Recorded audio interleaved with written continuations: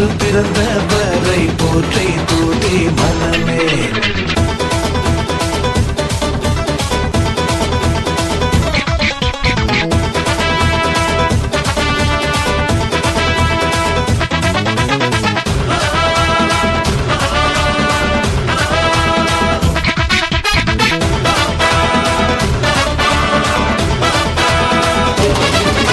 சர்வத்தையும் படைத்து ஆண்ட சர்வ வல்லவர்,